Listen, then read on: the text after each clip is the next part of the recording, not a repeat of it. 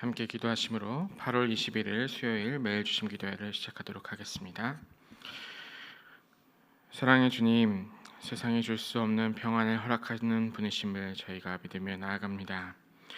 이 시간 주님의 손에 주의 자녀들을 맡겨드리며 치료의 손을 내미시기를 간절히 소원합니다.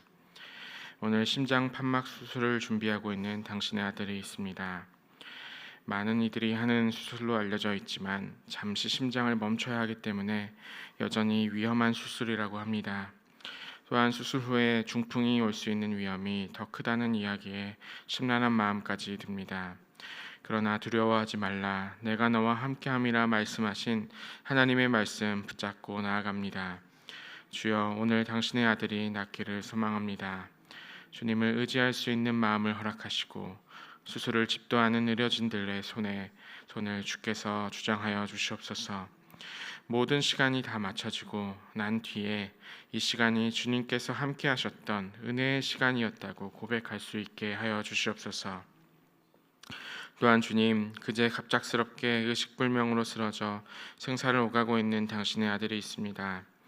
중환자실에서 머물고 있는 상황 가운데 마지막으로 들었었던 복음의 소리가 그에게를 인도하여 주시고 주님께서 안식과 평안을 허락하여 주시기를 간절히 기도합니다. 주님, 교회 안팎으로 아직 기도하지 못했던 많은 환우들이 있습니다. 각각의 아픔이 얼마나 큰지 감히 저는 알지 못합니다. 그러나 주님께서는 분명히 아시오니 그들의 마음을 어루만져 주시고 그들의 상황을 개선시켜 주시고 그들을 회복시켜 주시옵소서. 이제 말씀 가운데 나아갑니다. 말씀을 통해 주께서 주시는 은혜를 발견하는 오늘 이 하루 되게 하여 주시옵소서.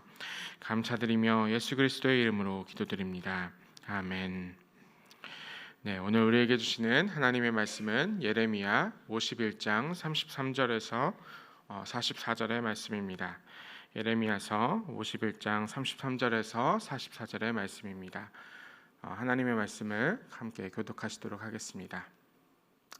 만군의 여호와 이스라엘의 하나님께서 이와 같이 말씀하시되 딸 바벨론은 때가 이른 타작마당과 같은지라 멀지 않아 추수 때가 이르리라 하시도다. 바벨론의 느부갓네살 왕이 나를 먹으며 나를 멸하며 나를 빈 그릇이 되게 하며 큰 뱀같이 나를 삼키며 그 좋은 음식으로 그 배를 채우고 나를 쫓아내었으니 내가 받은 폭행과 내 육체에 대한 학대가 바벨론에 돌아가기를 원한다고 시온 주민이 말할 것이요 내 피 흘린 죄가 갈대아 주민에게로 돌아가기를 원한다고 예루살렘이 말하리라. 그러므로 여호와께서 이와 같이 말씀하시되 보라, 내가 내 송사를 듣고 너를 위하여 보복하여 그의 바다를 말리며 그의 생을 말리리니 바벨론이 돌무더기가 되어서 승냥이의 거처와 혐오의 대상과 탄식거리가 되고 주민이 없으리라. 그들이 다 젊은 사자같이 소리 지르며 새끼 사자같이 으르렁거리며 열정이 일어날 때에 내가 연회를 베풀고 그들이 취하여 기뻐하다가 영원히 잠들어 깨지 못하게 하리라. 여호와의 말씀이니라. 내가 그들을 끌어내려서 어린 양과 순양과 순염소가 도살장으로 가는 것 같게 하리라. 슬프다. 새싹이 함락되었도다. 온 세상에 칭찬받는 성읍이 빼앗겼도다. 슬프다. 바벨론이 나라들 가운데에 황폐하였도다. 바다가 바벨론에 넘치며 그 노도 소리가 그 땅을 뒤엎었도다. 그 성읍들은 황폐하여 마른 땅과 사막과 사람이 살지 않는 땅이 되었으니 그리로 지나가는 사람이 없도다. 내가 배를 바벨론에서 벌하고 그가 삼킨 것을 그의 입에서 끌어내리니 민족들이 다시는 그에게로 올려가지 아니하겠고 바벨론 성벽은 무너졌도다. 아멘. 네, 여러분 잘 주무셨나요? 네, 오늘 이 하루도 주님께서 주시는 말씀 가운데서 이 하루 잘 살아내시기를 소원하며 특별히 이제 태풍이 오긴 오는 것 같습니다. 물론 작은 비와 오히려 더위를 몰고 온다는 소식이 있지만 그럼에도 불구하고 이 태풍 가운데서 어떠한 피해도 없고 어떠한 상황도 없기를 주님의 이름으로 축원합니다.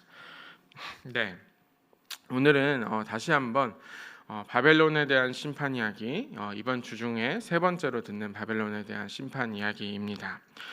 오늘 말씀은 이렇게 개역 개정에서는 드러나 있지 않지만 히브리어 성경의 원문에서는 키라는 단어로 시작하게 되는데요. 이 키라는 단어의 뜻이 뭔가 하면은 그러므로라는 뜻입니다. 그러니까 오늘 말씀에 가장 앞에 생략되어 있는 부분이 뭔가 하면은 그러므로라는 단어가 생략이 되어 있습니다. 그러니까 그러므로 하나님께서 때가 되었다. 그러므로 하나님께서 심판하실 이 시간이 되었다라고 이야기를 하고 계십니다. 하나님께서 마침내 이 바벨론에게 심판의 때, 추수의 때가 이르렀다라고 하는데 그것에는 그러므로, 그러니까 그 앞에 그렇게밖에 할 수 없었던 하나님의 그 심판의 이유가 있었다라고 이야기를 하고 계신 겁니다. 그러니까 하나님께서는 모든 심판에 대해서, 모든 상황에 대해서 그러므로 이유가 있다라고 말씀하고 계십니다. 여러분들은 다 아실 것입니다. 이 심판의 이유가 무엇인가 하면은 바로 죄 때문입니다. 죄가 결국에는 심판을 일으키게 됩니다. 그리고 죄는 동일하게 우리에게도 적용을 하는데요. 죄는 우리로 하여금 심판과 멸망의 길로 갈 수밖에 없다고 성경에서 계속해서 이야기를 하고 있지만 동시에 이 죄는 결국에 하나님께서 어떻게 선택을 하게 하셨냐 하면은 예수 그리스도를 우리에게 보내셔서 그 예수 그리스도를 통해서 은혜에 힘입어 다시 한번 구원의 길로 나아갈 수 있도록 하였던 그런 역할도 하였습니다. 그러니까 감사하게도 이 그러므로라는 단어 앞에서 우리는 심판을 보게 됨과 동시에 그리고 구원을 보게 됩니다. 왜냐하면은 죄 때문에 죽을 수밖에 없는 인간들이 결국에는 심판을 당해야만 하지만 또한 그 죄를 회개하고 나서 하나님 앞에 돌아간다면 예수 그리스도를 통해서 구원을 받을 수 있다라고 하나님은 우리에게 거듭해서 성경에서 이야기하고 있으시기 때문입니다. 그래서 우리에게 지금 이 자리에 앉아 계시고 이 말씀을 듣고 계신 여러분들에게 하나님께서 주시는 시간과 이 상황들은 은혜의 시간이라고 말할 수가 있겠습니다. 우리에게 들이닥친 이 심판과 그리고 우리의 죄 때문에 우리는 멸망할 수밖에 없지만 그럼에도 불구하고 하나님은 은혜를 통해서 심판이 아니라 구원을 주고자 하신다라고 계속해서 이야기하고 계십니다. 그런데 이 바벨론에게는 이 구원의 때를 기다리지 못하고 바벨론은 결국에는 그들의 죄 때문에 심판을 맞이하게 되는 순간으로 나아가고 있는 것입니다. 요즘 휴가철이라서 많은 분들이 이제 비행기를 타고 오가면서 공항에 나가서 비행기를 기다리는 시간들을 많이 갖게 되셨을 겁니다. 그때 제일 힘든 순간이 언젠가 하면은 비행기가 예고도 없이 연착되는 때일 것입니다. 예고도 없이 1시간, 2시간, 많게는 정말 여러 시간 연착되는 것을 경험하다 보면은 정말로 많이 그 공항에서 기다릴 수밖에 없는 그 시간들이 참으로 힘들 수밖에 없는데요. 하나님은 이와는 반대로 우리에게 계속해서 거듭해서 이 심판의 시간들을 밀어주고 계십니다. 그러니까 우리에게 도착해야 할 심판의 시간은 계속해서 미뤄지고 있고 예수님께서 오시는 시간이 오히려 당겨지고 있다라고 생각하시면 좋겠습니다. 하지만 이 바벨론에겐 아까 말씀드렸듯이 이 시간들을 다 소모해 버렸습니다. 이제 하나님께서 하실 수 있는 방법이 얼마 남지 않았습니다. 하나님은 어쩔 수 없이 심판을 하실 수밖에 없는 상황이 되었습니다. 아마도 대다수의 이 바벨론에 있었던 사람들은 예레미야가 했었던 이 심판의 메시지를 듣더라도 무시했을 것이고 정말 많은 사람들은 듣지 못했을 것입니다. 이 예레미야라는 작은 정복했었던 나라의 예언자의 소리를 듣는 것이 어찌 보면은 참 쉽지 않은 일이었다라고 생각할 수도 있습니다.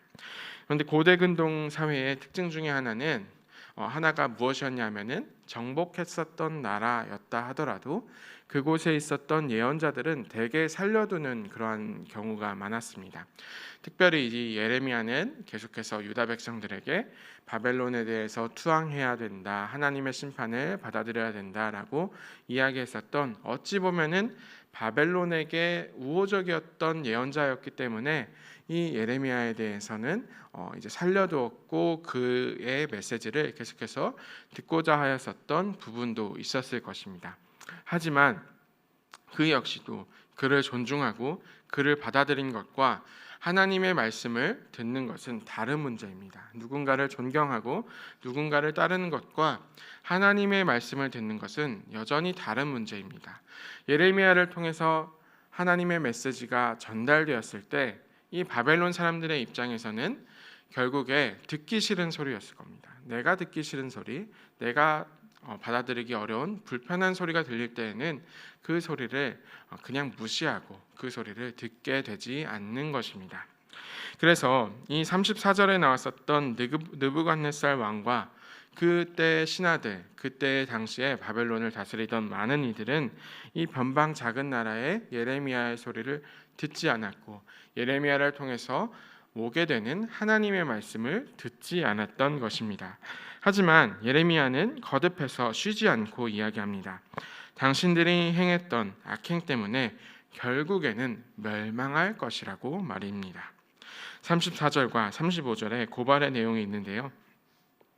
이 말씀을 조금 더 이해하기 쉽게 세번역 성경으로 읽어보도록 하겠습니다. 바빌로니아 왕 느부갓네살이 나를 먹었습니다.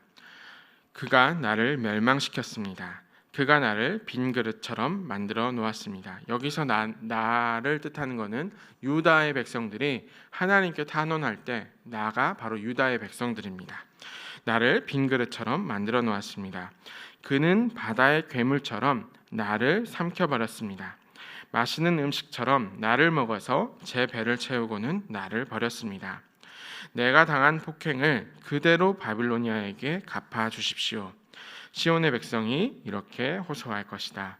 바빌로니아 백성이 나의 피를 흘렸으니 그들에게 그대로 갚아 주십시오. 예루살렘이 이렇게 호소할 것이다. 그들이 나를 먹었습니다. 여기서 나는 우리로 해석한다고 말씀을 드렸습니다.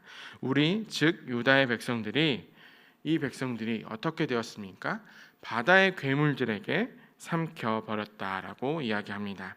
그리고 폭행을 당해서 피를 흘렸다라고 이야기하는 간절한 하나님에 대한 탄원, 고소가 있게 되는 것입니다. 그래서 하나님은 이에 대해서 이스라엘 도와서 바로잡겠다라고 이야기하십니다. 오늘 본문 36절의 말씀을 다시 한번 세번역으로 읽어드립니다. 그러므로 나 주가 말한다. 보아라, 내가 너의 호소를 들어주며 너의 원수를 갚아주겠다. 내가 바빌로니아의 바다를 말리고 그 땅의 샘들도 말려버리겠다.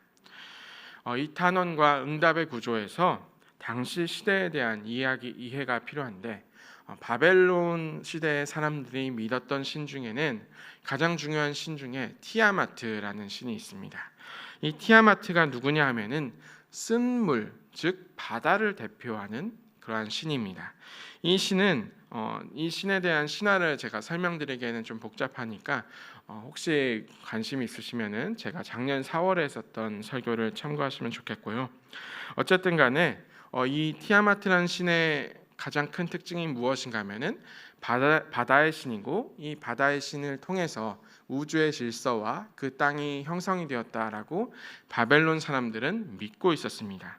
그런데 이 유다의 백성들의 상황이 지금 어떠했냐 하면은 이 바다의 괴물들에게 삼켜졌다라고 이야기를 하고 있는 겁니다.